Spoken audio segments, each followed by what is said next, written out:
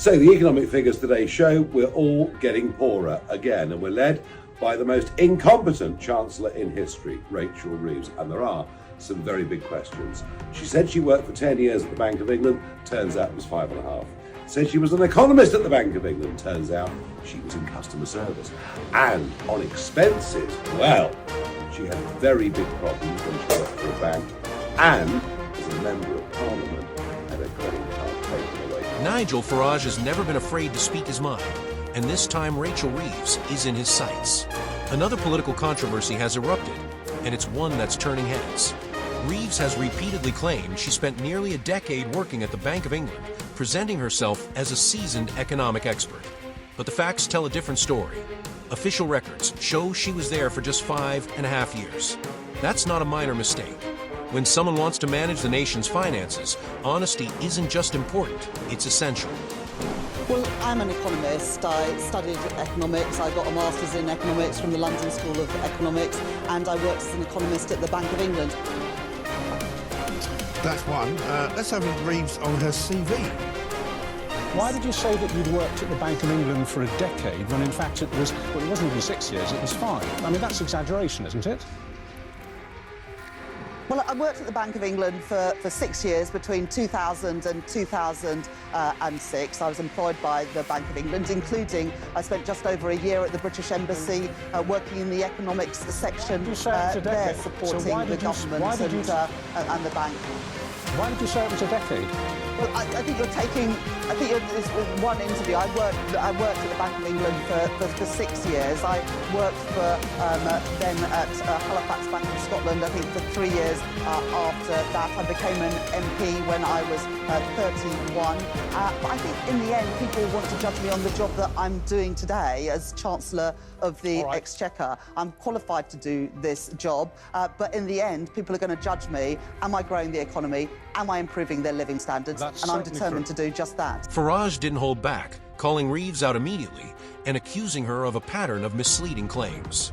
This isn't the first time she's faced serious scrutiny. In the past, her parliamentary credit card was revoked after she failed to repay more than £4,000 in expenses. Now, she's asking the public to believe the UK economy is improving based on a tiny 0.1% rise in growth. Farage isn't convinced, and many people agree with him. With trust in politicians already at rock bottom, questions are growing about how long Reeves can keep this narrative alive. I got into trouble when I was in opposition, before they took over, so I used to say nice things about Rachel Reeves, good, sensible woman, and she's still a very nice woman, good and sensible. She's as boring as her Prime Minister, but that's a problem for the whole government. But she really disappointed me. It was bound to be an unpopular budget. She'd made this stupid promise not to use the normal toolbox of every child. Farage insists this isn't a personal attack, it's about trust. Reeves has repeatedly suggested she spent close to 10 years at the Bank of England, a claim that sounds impressive but isn't true. In reality, she worked there for nearly half that time. Farage sees this as another example of dishonesty in politics. His argument is simple. If a politician is willing to exaggerate their own resume, what else might they be stretching the truth about? This isn't a harmless slip-up. It's about credibility. People expect transparency from leaders making economic decisions that affect millions of lives. If Reeves can't be upfront about her past, Farage argues, how can anyone trust her promises about the future?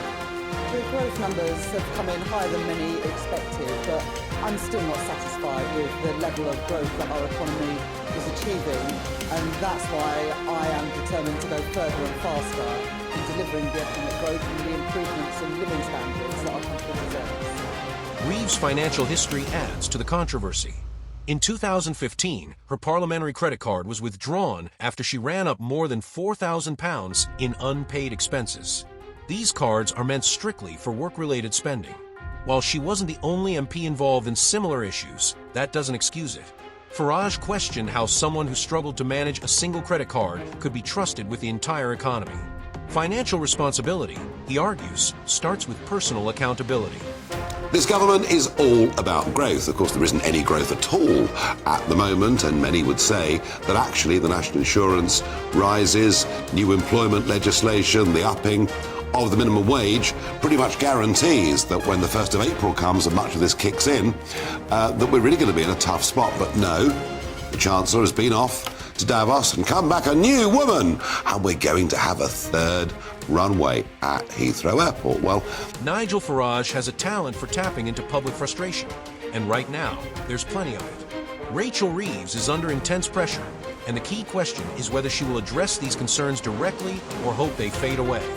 Either way, the damage is already done. Reeves claims the economy is improving, pointing to a 0.1% growth rate as proof. But Farage was quick to dismiss that claim, calling it stagnation, not progress. While ordinary people struggle with rising costs, low wage growth, and higher taxes, celebrating such a small increase feels out of touch. Farage argues that a 0.1% rise doesn't mean the economy is thriving. It means it's barely moving. He blames poor economic management and policies that squeeze businesses and working families instead of supporting them. If this is what Reeves calls success, he warns the UK is in serious trouble. Let's start with the GDP figures. Yay, but we've got growth. It's brilliant. Everything is going just swimmingly. Everything's fine. Is that right? They're very ropey numbers, very low by historic standards. Fourth quarter GDP numbers. Well, GDP numbers are always subject to revision. These are preliminary numbers, fourth quarter numbers in particular. Yes, Rachel Reeves has just about avoided steering Britain into a recession within the first 6 months of Labour taking office for the first time in 14 years, but only by the skin of her teeth. Yeah. Farage's message is clear. Real leadership means leading by example. With economic growth stuck at 0.1%, politicians giving themselves pay rises sends the wrong signal. While the public is told to be patient and accept hardship, those in power appear to be rewarding themselves. This only fuels public resentment and reinforces the belief that politicians look after their own interests first. Farage questions how long Reeves can continue spinning weak economic figures before the public stops believing her. The cracks in her credibility are widening, and without a clear plan to turn the economy around, excuses may soon run out. She'd made this stupid promise not to use the normal toolbox of every chancellor. Apparently she wasn't going to raise income tax, she wasn't going to raise VAT, she wasn't going to raise national insurance, corporation tax. That's 70% of the revenue. So it was the and she mistakes slaps in the election. enormous taxes on employers. I would have raised, I think, VAT and fuel tax. So I'd have been hated, I'd have needed police protection. But in the national interest, that's what you're working towards in the first budget. And you don't put, in the present state of the economy, a big tax on employment in the way she has. The farmers, well, I'm rather on her side. Running an economy isn't just about policy, it's about trust. If businesses, investors, and the public lose confidence in leadership, nothing else works. Farage argues that Rachel Reeves is already losing that trust at a critical moment for the country.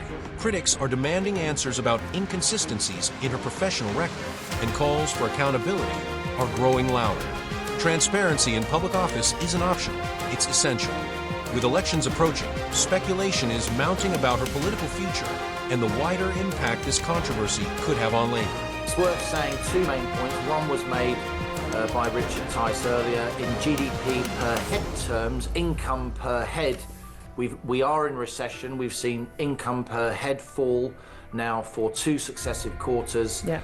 The third and fourth quarter of 2024, so we're in recession.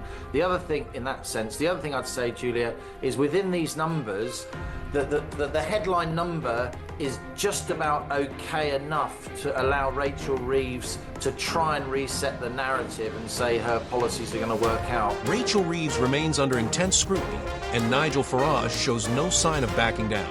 From overstating her experience at the Bank of England to unanswered questions about financial responsibility, her credibility continues to be challenged. Promises of economic improvement, combined with rising MP salaries and the struggles of everyday people, have only deepened public concern. This controversy goes beyond one politician. It raises a bigger question about trust, accountability, and leadership in British politics.